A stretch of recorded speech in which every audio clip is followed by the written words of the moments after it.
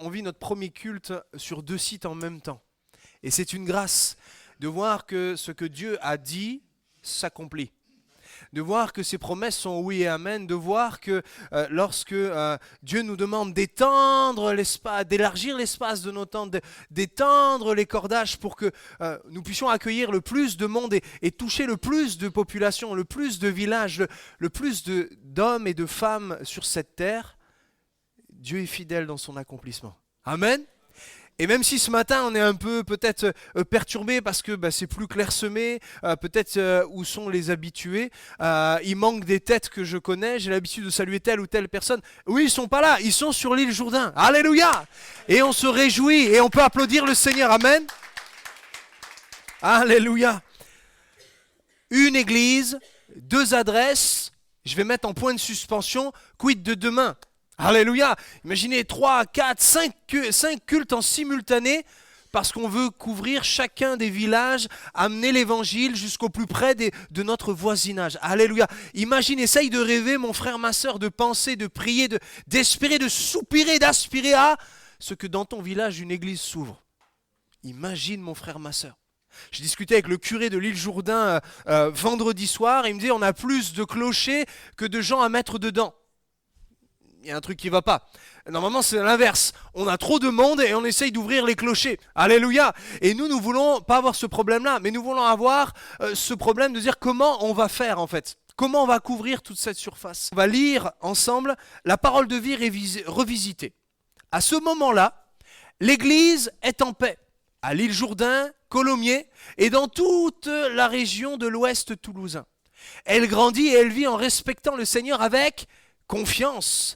Avec l'aide de l'Esprit Saint, les croyants deviennent de plus en plus nombreux. Amen. 3 prédications et la première sur cette paix. L'Église est en paix. La colombe, le feu. Ok ? Voilà pourquoi la paix et le feu. Et ce matin, j'aimerais voir avec vous qu'est-ce qu'une Église en paix. Amen. Ça vous intéresse ? Peut-être que c'est plutôt à titre personnel que vous aimeriez avoir la paix intérieure. Et ça tombe bien parce qu'au final, c'est là le premier point de ma prédication. Pour vivre l'Église en paix, il faut que je sois moi-même en paix. Ça me paraît logique, hein ? Je ne peux pas donner ce que je n'ai pas reçu. Je ne peux pas transmettre ou parler de celui que je ne connais pas. Le prince de la paix est là pour communiquer sa paix. Du coup, la question c'est comment va ta paix ? Bizarre comme salutation. Imaginez, tous les matins, on se dit « Comment va ta paix ?» Laisse ma paix tranquille, c'est ma vie privée. Okay, sauf que les Juifs, dans la tradition et même dans la culture juive, se saluent ainsi. Ma shaloma. Ils se disent comme ça, excusez-moi pour les puristes, j'ai sûrement massacré l'hébreu, mais ils demandent « Quelle est ta paix ce matin ? Comment tu vas ce matin, aujourd'hui ?» Ils se disent pas « Salut, ça va ?» Et puis on répond à Manchina « Ouais, ça va. » Allez, suivant. Et on fait ça. Non, comment va ta paix ? Voilà pourquoi, par exemple, dans la culture, Élisée a dû dire à Géasi, quand tu croises quelqu'un, surtout tu lui parles pas. Parce qu'une salutation hébraïque, une salutation juive, elle pouvait durer plusieurs heures. Comment va ta paix ? Comment va ta femme ? Tes affaires, tes enfants, ton oncle, tu sais, ta tati là qui était malade, comment... Et on passe des heures à demander, comment va ta paix ? Et je te pose cette question, mon frère, ma soeur, mon ami. Es-tu en paix ? Parce que notre paix ne dépend pas forcément des circonstances. C'est vrai qu'elle va être chahutée, notre paix, la paix intérieure, quand les fins de mois vont être difficiles. Notre paix va être bouleversée quand un membre de notre famille va se fâcher, plus nous parler, nous reprocher des choses qu'on n'a pas faites et injustement. On va subir la calomnie. Bien sûr, notre paix est malmenée. Quand la maladie frappe à la porte, qu'elle vient m'empêcher, m'avilir, me limiter, bien sûr que ma paix va être menacée. Quand je pense au lendemain et que j'ai plein de sujets d'inquiétude et de points d'interrogation. Mais cette paix-là que les Juifs se posaient en question n'était pas liée aux circonstances, mais liée à leur relation avec leur Dieu, le Dieu de la paix. Voilà pourquoi je te pose la question, mon frère, ma sœur, comment va ta paix ? Ma shloma, quelle est ta paix ? Peut-être à la prononciation de cette question à répétition, ton estomac se serre. parce que tu sais que tu n'es pas en paix. Et je ne vais pas vous demander pourquoi vous ne l'êtes pas publiquement. Mais je me ferai une joie de vous accompagner dans un entretien pastoral pour chercher la paix de Dieu, celle que Jésus donne, et prier ensemble. Contrairement à ce qu'on pense, pour pouvoir vraiment vivre la paix que Jésus donne, Jésus a déclaré cette chose-là dans Matthieu 10, 34, qui me perturbe. Désolé, hein, je dis mon ressenti quand je lis la parole, c'est la diapo d'après. Ne pensez pas que je suis venu apporter la paix sur la terre. Je ne suis pas venu apporter la paix, mais le combat. Ouais, non, mais attends, moi je veux la paix et il me dit qu'il est venu mettre la zone, mettre la disque. Qu'est-ce qui se passe? Alors quand vous lisez la suite de ce passage, c'est encore pire. Le père contre ses enfants. Il y a quelque chose que Dieu veut provoquer. Parce qu'il existe un combat qui est spirituel. Et Dieu est venu par Jésus-Christ, il est venu, même, là cette version dit le combat, mais mettre l'épée, parce qu'il y a une séparation entre l'épée factice, l'épée éphémère, l'épée humaine et charnelle, versus la paix que Jésus veut donner. Voilà pourquoi il n'est pas venu amener la paix sur la terre comme il l'imaginait. Il imaginait qu'il allait arriver sur son grand cheval blanc, lance à la main, et toute une armée d'anges et de chars en feu pour chasser les Romains. Il n'est pas venu apporter cette paix-là. Il est venu pour apporter la paix dans le cœur. Et si mon ami qui écoute l'évangile, qui écoute cette bonne nouvelle, ou toi chrétien qui n'est pas en paix, si tu as cherché ta paix par autre chose que ta relation intime avec Jésus, c'est normal que tu n'arrives pas à trouver la paix dans ton cœur. Parce que c'est lié à notre relation. Ce combat spirituel mène par un triomphe d'une seule personne. Si c'est toi, tu as perdu. Si tu trouves la paix par tes propres moyens, tu es dans l'illusion, le mensonge, et le retour à la réalité va faire très mal. La victoire doit être en Jésus-Christ. Jésus doit triompher et le combat qu'il est venu à mener, c'est pour dire voilà, je vais combattre, je vais lutter avec toi comme j'ai lutté avec Jacob en son temps. Mais à un moment, il faut que ton genou plie. Sinon, tu ne vivras pas ma paix. Ça, c'est l'évangile. Il n'est pas venu apporter une paix et tout le monde s'aime, tout le monde il est content, on se tient par la main et on danse en rond. C'est pas ça qu'il est venu. Il est venu amener et apporter la réconciliation. Cette paix qui m'amène, si je perds tout autour de moi, mon cœur est joyeux, mon cœur est en paix, parce que je sais que Jésus m'a sauvé. Es-tu en paix, malgré tes circonstances, mon frère, ma soeur? Est-ce que tu arrives à garder cette paix pour traverser toutes les circonstances? Si ce n'est pas le cas, ce matin, une main t'est tendue par ton Sauveur. Fais la paix avec lui. Jésus t'attend ce matin. Jésus te cherche. Jésus amène ce combat dans ton cœur, cette lutte spirituelle, pour que tu puisses retrouver ta paix. Parce que si l'Église doit être en paix, ça commence par une paix avec Jésus, personnelle. Peut-être que tu as déjà vécu ça, mais malgré tout, tu n'es pas en paix. Et tu cherches, tu réfléchis, tu te tortures. Aïe, aïe, aïe, qu'est-ce qui se passe? J'en profite, on est au début de l'année, donc on a souhaité les vœux, on a dit voilà, paix, prospérité, mais surtout la santé. Vous savez comment on dit, hein? Ouais, ok. C'est des paroles qu'on aime répéter chaque année. Mais moi je te dis, mon seul souhait c'est que tu fasses la paix avec Jésus même sur tes projets, ton avenir. Parce que si tes projets ne sont pas portés sur ce que Jésus donne, sur ce que Jésus dit, et désolé pour la jeunesse, ça fait redite avec les 2 derniers messages, mais j'amène un peu plus loin. Jean 14, verset 27, Jésus a dit « Je vous laisse ma paix. Je vous laisse la paix. Je vous donne ma paix. Je ne vous la donne pas comme le monde la donne. Ne soyez pas inquiets et n'ayez pas peur. » Parce que quand Jésus me donne sa paix, il y a des peurs qui disparaissent. Alléluia. Il y a des inquiétudes qui doivent être bannies. Alléluia. Mon frère, ma soeur, qu'est-ce qui vole ta joie? Qu'est-ce qui vole ta paix? Confie-lui au Seigneur. Jésus te troque la paix et boum, l'amour parfait qui bannit la crainte. Alléluia. On peut le vivre ce matin. Un mari inconverti, un enfant malade, ta famille qui te tourne le dos, des finances, des tourments spirituels. Gagne la paix en Jésus-Christ. Gagne la paix. Je dis cela par rapport à l'avenir parce que la plus grande source d'inquiétude, c'est au lendemain. Et si vous êtes biberonné à BFM et toutes ces chaînes télé, j'imagine l'état de votre paix. Je me suis laissé surprendre, moi, pendant le Covid. On se tenait au score, là, vous savez, nombre de morts, nombre de contaminés. Et on regardait, on a l'impression que c'était un objectif de vie. Et on était, peut-être il n'y avait que moi, mais je regardais le chiffre, puis limite j'avais un carnet de suivi pour voir les chiffres. On regardait les nouvelles, c'était du matin au soir, même jusqu'à tard des fois dans la nuit en fonction des nouvelles. Peut-être un vaccin, ah ouais super le vaccin arrive. L'avenir est source d'inquiétude et peut nous voler notre paix. Ce ne sera peut-être pas la maladie ou une énième pandémie, peut-être c'est simplement, mais qu'est-ce qui va arriver de mon projet, celui que j'ai depuis tant d'années prié pour. Peut-être que Dieu dit oui, peut-être que Dieu dit non à nos projets. Que la volonté de Dieu se fasse seulement. J'aimerais te dire,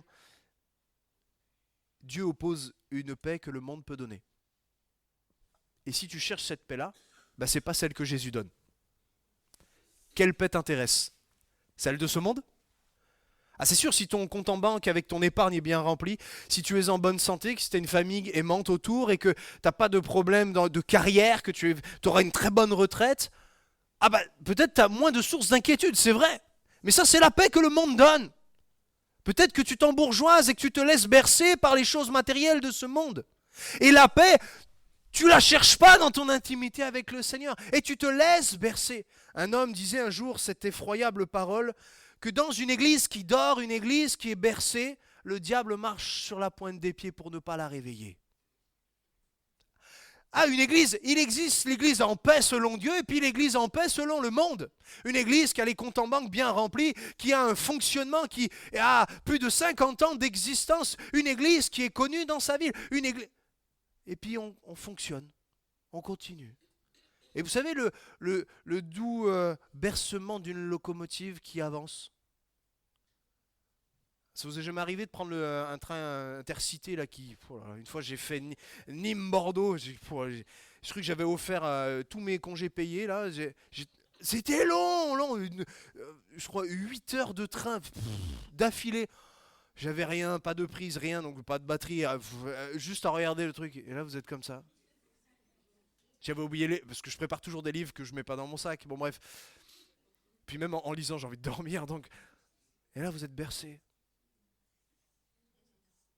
Et puis là, les yeux s'assoupissent, se clignotent. Et là, on dort. Bon, ça passe plus vite, c'est sûr.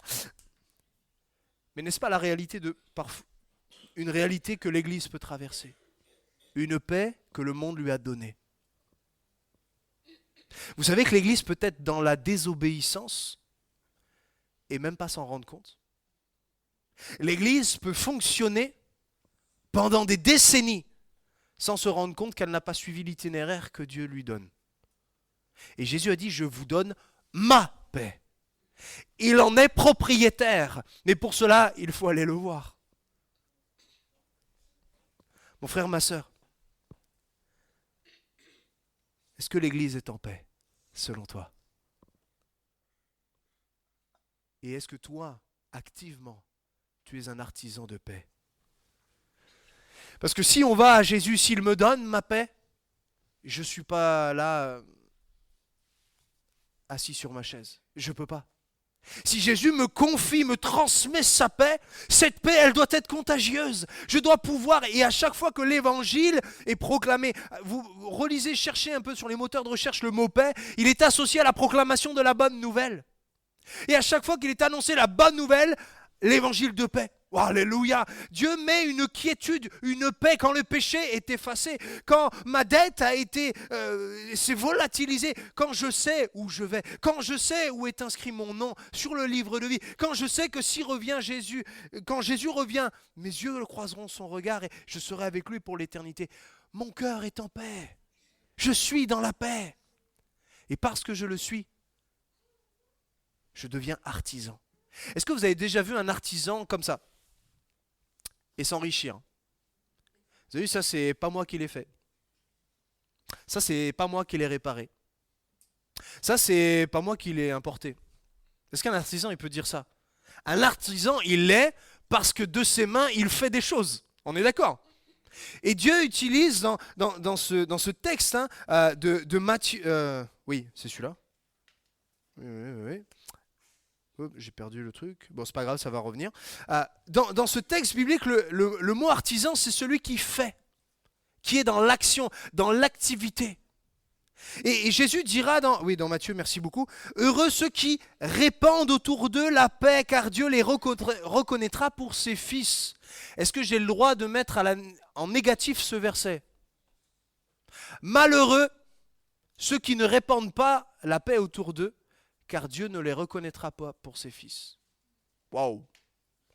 C'est le même verset, j'ai rien touché à part le mettre au négatif. Parce que c'est une réciproque qui est véritable. Si je ne suis pas acteur de la paix, si moi-même, cette paix-là, je ne la transmets pas à mes frères et sœurs. Et une sœur me disait son désarroi ce matin en la saluant, je dis ça va, elle me dit, je dis mais ma sœur, on va prier ensemble. Et mon réflexe a été de communiquer une paix qu'elle n'avait pas. Pourquoi? Parce que son avenir m'intéresse. Sa paix, je ne peux pas tolérer qu'on lui a volé. Je ne peux pas accepter qu'il y ait des frères et sœurs perdent leur paix. Non pas que je veux tout contrôler, loin de là. C'est que ma compassion s'active. Est-ce que mon frère, ma sœur, en regardant autour de toi, ta compassion s'active? Parce que la paix va forcément être associée à l'amour, mais j'y reviendrai dimanche prochain. La paix, quand je suis artisan de paix, je suis heureux. Paix et joie sont associés. Les trois premiers mots, états du fruit de l'esprit, c'est amour, joie et paix. Et ils sont indissociables. Si j'ai la paix que Jésus m'a donnée parce que je cultive une relation avec lui, alors je suis heureux de la répandre autour de moi. Il y a plein de verbes qui sont associés. Dans Jacques, recherche la paix, tu les as pas ceux-là Chantal. Poursuis la paix, publie la paix, conseille la paix. Je suis désolé, mais on a mal défini ce qu'était une église en paix. Parce que l'église en paix, c'est pas un no man's land de relations les uns entre les autres. Tu peux te dire, non mais moi je suis en paix avec tout le monde dans l'église. Mais si tu n'as aucune relation avec tes frères et sœurs, c'est normal. Ah, il n'y a pas de problème quand on ne se parle pas. Quand on ne se confronte pas. Quand on n'essaye pas de s'aider, de prier pour, de s'inquiéter d'eux. Il n'y aura aucun problème, ça c'est sûr. Mais ce n'est pas la paix que Jésus définit. Ça s'appelle l'indifférence. Et mon cœur peut être dans l'indifférence et je serai tranquille. Mais ce n'est pas la paix.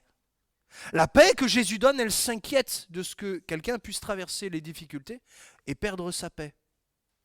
Et tous ces verbes, j'aurais pu en lister encore d'autres. J'ai essayé de varier. Recherche, poursuit, publie, conseille.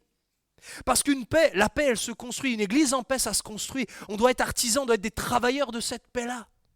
Est-ce que tous mes frères et sœurs autour de moi, tous ceux qui fréquentent ce lieu, ont fait la paix avec Jésus? Déjà, première question. Est-ce qu'ils sont sauvés? Ils sont tous nés de nouveau et leur nom est inscrit dans le livre de vie. Il faut que je puisse m'en inquiéter. Je ne suis pas venu m'asseoir sur une chaise et repartir à midi pour me dire, voilà, il y avait des gens dans un même lieu, je ne sais pas qui ils sont. Mais ce n'est pas ça, une église en paix.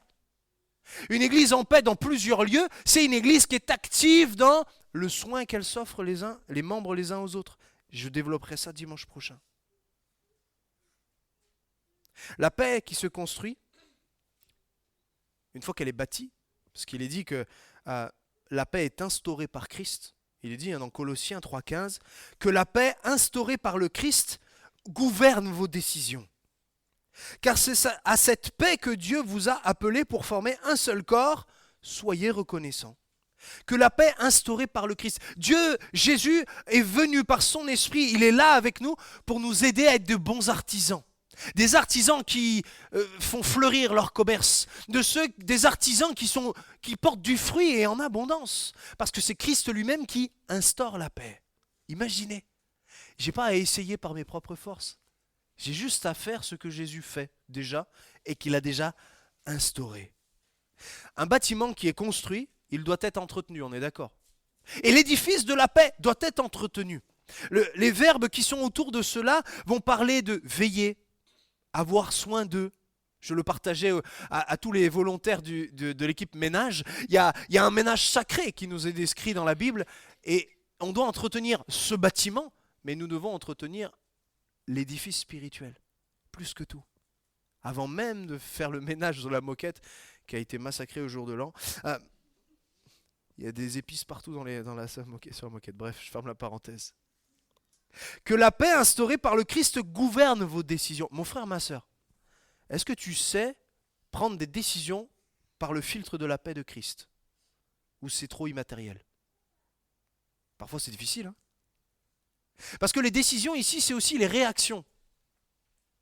C'est les interactions, les paroles, les actes, les pensées. Ça commence à être pratique. Est-ce que la paix de Christ est le filtre ultime de ta vie pour prendre tes décisions, qui soient personnelles mais aussi pour l'Église? Que ça concerne la consécration que tu donnes dans l'œuvre de Dieu, ou que ça soit dans tes relations avec ton mari et tes enfants. Est-ce que la paix instaurée de Christ gouverne? Une autre traduction parle de règne de la paix. Parce qu'on sait qu'on la perd facilement, la paix. Mais quand Jésus donne sa paix, il y a une paix sous-jacente, une paix profonde, une paix enracinée qui, elle, traverse toutes les tempêtes. Vous avez vu, hein, c'est étonnant de voir que la paix instaurée par le Christ gouverne vos décisions, car c'est à cette paix que Dieu vous a appelé pour former un seul corps. Quand on cultive la paix, quand on est artisan de la paix, il y a l'unité. Le no man's land n'amène pas l'unité. L'indifférence n'amène pas l'unité. Mais entretenir la paix que Jésus donne permet l'unité et amène à la reconnaissance, à la joie, à l'expression de la reconnaissance et de la louange. Il est dit dans Romains 12, verset 18, « Autant que possible, dans la mesure où cela dépend de vous, vivez en paix avec tous les hommes. » Si Jésus règne, s'il gouverne par sa paix, nous ne sommes plus dans faire des choses, nous parlons de vivre. Un état de fait. Quelque chose qui parle de comment je vis, comment je suis. Hébreux 12, verset 14. « Efforcez-vous d'être en paix avec tout le monde et de mener une vie sainte, car sans cela, aucun de vous ne pourra voir le Seigneur. » Souvent on a dit, voilà, sans la sanctification, nul ne verra le Seigneur. Et on a gardé cette partie du verset. Et on le transmet, comme ça on sait que je dois m'efforcer de plaire à Dieu, je dois obéir à Dieu. Et puis on garde que ça, parce que ça n'intéresse que moi, ça parle que de mon cœur à moi. Sauf que le verset, ce serait bien de le mettre dans son contexte et le lire en entier. Efforcez-vous d'être en paix avec tout le monde. Et personnellement, menez une vie sainte. Soyez dans la sanctification, émondez les péchés, enlevez tout ce qui n'est pas la gloire de Dieu. Oui, personnellement, mais efforcez-vous d'être en paix. Vous avez vu, c'est un peu plus participatif qu'est l'Église. L'Église en paix, elle la construit, elle l'entretient. Et je termine bien vite. Romains 14, verset 17 et Éphésiens 4, 3, je les ai compilés. Parce que je trouve qu'ils ont leur sens ensemble aussi pour ce matin. Le royaume de Dieu, c'est la justice, la paix, la joie, donné par l'Esprit Saint. Et je sais que depuis tout à l'heure, quand je parle, quand j'explique qu'il faut s'efforcer, qu'il faut cultiver, qu'il faut être acteur, je sais qu'au fond de vous, vous avez dit, mais je ne serai jamais à la hauteur. Peut-être certains ont dit, non mais ça va, je gère. Mais à un moment, ça devient tellement exigeant qu'on ne gère rien du tout. On a besoin du Saint-Esprit. On a besoin qu'il nous inspire, on a besoin qu'il nous réforme, on a besoin qu'il nous titille sur des fois des indifférences que nous avons les uns envers les autres. Le royaume de Dieu, pas l'église du 4 boulevard de Pibrac ou du quai 36 à l'île Jourdain. Non, pas une localité, le royaume de Dieu.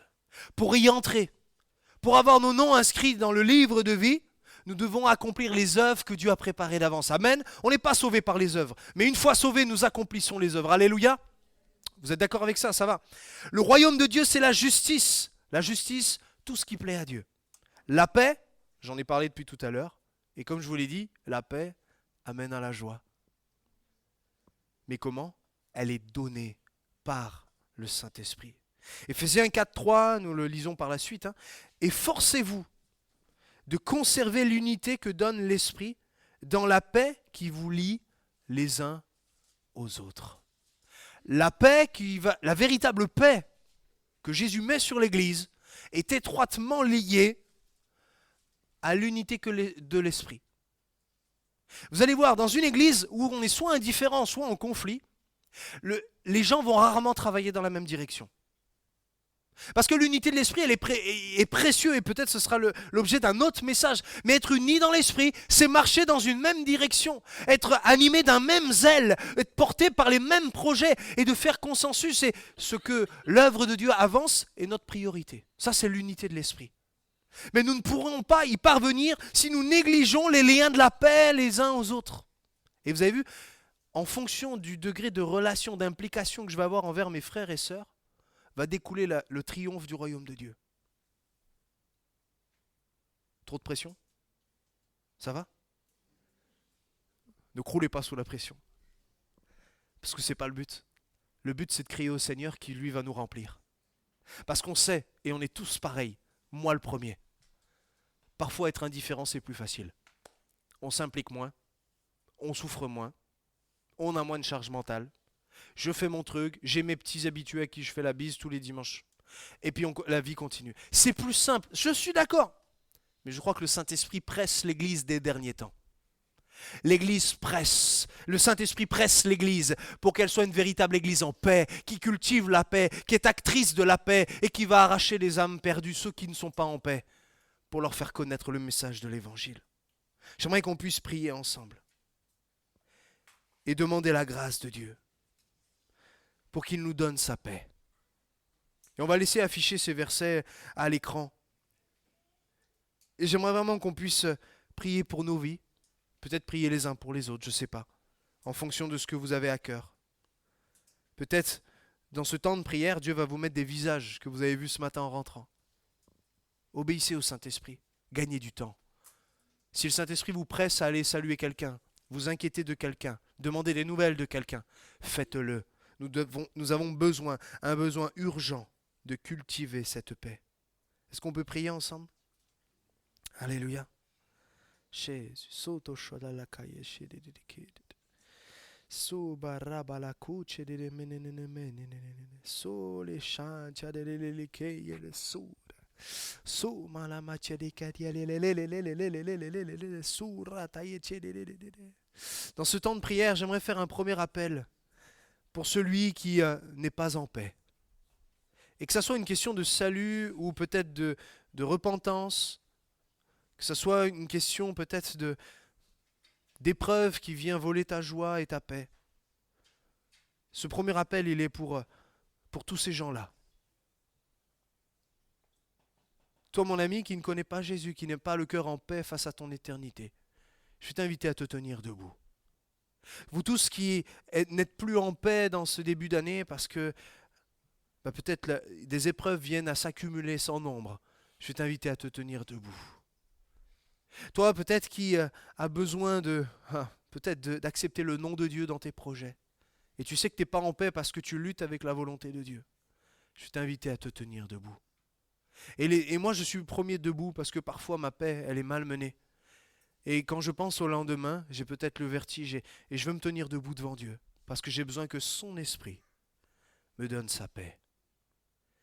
Que tous ceux qui se reconnaissent, tous ceux qui aimeraient faire la paix avec Jésus, parce qu'ils sont encore pécheurs, qu'ils n'ont pas rencontré, se tiennent debout en ce lieu. Faites-le maintenant. Le Seigneur vous appelle à cette paix. Peut-être, mon frère, ma soeur, tu es ballotté, mon ami, les épreuves viennent voler ta joie, ta paix. Lève-toi. Dieu veut te remplir de son esprit pour mettre sa paix en toi. Peut-être c'est tes projets qui luttent avec la volonté de Dieu. Le Seigneur t'invite peut-être à faire des choix et tu as du mal, tu n'es pas en paix parce que tu luttes comme Jacob avec Dieu. Mais plie le genou face à la volonté de Dieu et tiens-toi debout, le Saint-Esprit va venir sur ta vie maintenant. Jésus, socene malakeye shea soto lokode. O semenia talaya tia dia shiche de ma roba la candia de. Alléluia, Jésus, alléluia. Shoraba la mantole le su. Si cente de su roba mama la candia de. Oh Seigneur, nous te prions. Nous sommes là debout devant toi et nous avons tant besoin de toi. Seigneur, que nos cœurs demeurent en paix. Jésus, viens, Seigneur, mettre ta paix dans celui qui ne t'appartient pas. Jeune, enfant, ado, tu veux être sauvé. Goûte à la paix que Jésus donne. Seigneur, viens par ton esprit convaincre de péché, de justice, de jugement. Amène-nous à la repentance afin que, Seigneur Dieu, nos voies soient réformées, que nos projets soient abandonnés face à ton dessein, ta volonté. Oh Seigneur, viens mettre la paix dans le cœur affligé, éprouvé. Mon frère, ma soeur, toi qui es malade, goûte à la paix du Seigneur qui sera avec toi jusqu'à la fin. Toi qui as des enfants fâchés avec toi, goûte à la paix de ce que Jésus va et touche leur cœur pour les ramener à leurs parents. Toi qui es un mari inconverti, oh toi qui as besoin de cette paix-là dans ton couple, goûte à la paix ce matin. Le Saint-Esprit est là pour donner sa paix. Et alors que Jésus est là par son esprit, commence à lui parler. Dis-lui, je veux cette paix, Seigneur. Donne-moi cette paix, pas celle de ce monde, pas celle qui consiste à avoir des choses et avoir une carrière, avoir un avenir assuré sur cette terre, mais un avenir éternel. Oh, demande-lui, élève ta voix, commence à recevoir de la part du Seigneur et de son esprit sa grâce sur ta vie. Oh, oh, paix de Dieu, viens, cette paix qui surpasse toute intelligence, viens, Seigneur, balayer nos pensées, nos craintes, nos inquiétudes, et que ton amour parfait, oh, ton amour parfait bannisse la crainte. Mets ta paix dans les cœurs maintenant. Alléluia, alléluia, Jésus. Oh Seigneur Dieu, alléluia Jésus. Oh et alors que nous prions, je fais un deuxième appel. Restez debout, vous tous qui êtes debout. Et certainement tous, on va se tenir debout. On a besoin, oh Saint-Esprit, d'être ces artisans de paix. J'invite l'Église qui n'est pas en paix par l'indifférence, mais une Église qui va cultiver, construire la paix par l'action. Oh Seigneur, je t'invite, oh Seigneur Jésus, je t'invite à déverser ton esprit sur toute chair ce matin. Alléluia. Oh mon frère, ma soeur, toi qui as besoin peut-être de passer du camp des indifférents à de ceux qui s'inquiètent et qui cherchent à communiquer la paix, à promulguer, à proclamer, à donner des conseils de paix. Seigneur, le Seigneur t'appelle à te tenir debout, il veut te remplir maintenant. Église, on se tient debout dans la grâce devant Dieu et qui va répandre par sa grâce son esprit, parce que sans son esprit, oh alléluia, nous ne pouvons rien faire. Oh Jésus, son de kamati de su, shira baba baba yesu romana kadielelelele, ayesu roba la kandielelelelelelelelelele su roba manana yeshi. Alléluia, Jésus, saute kemenyenenenenene. Demande la paix, Église, demande la paix du Seigneur. Shira palato shichenyate su, ikanyalelelele ku. À toi la gloire, Jésus. Chote que tiene so balaki de so baratata yeshe so. À toi la gloire, Jésus. À toi la gloire, mon Jésus. Tu es bon, tu es grand, au-dessus de tout. Jésus, so de chanta talaso, cananono so.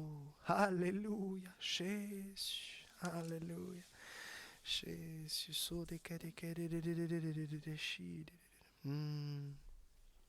Alléluia. Oh, tu es bon, Seigneur. Voici le premier message donc sur cette série de 3 qui vont poser comme les jalons de la vision de la suite de cette année. Je ne vais pas dire jusqu'à tout le ministère que le Seigneur me donne d'accomplir, mais en tout cas, ça a été fort, ce texte, je l'ai depuis, on est en janvier, quasi un an, donc bien avant notre venue sur Colomiers et le Jourdain. Dieu a mis ce texte d'Acte 9, 31 sur notre cœur, que je partageais au conseil spirituel. Je crois que c'est une direction pour l'Église.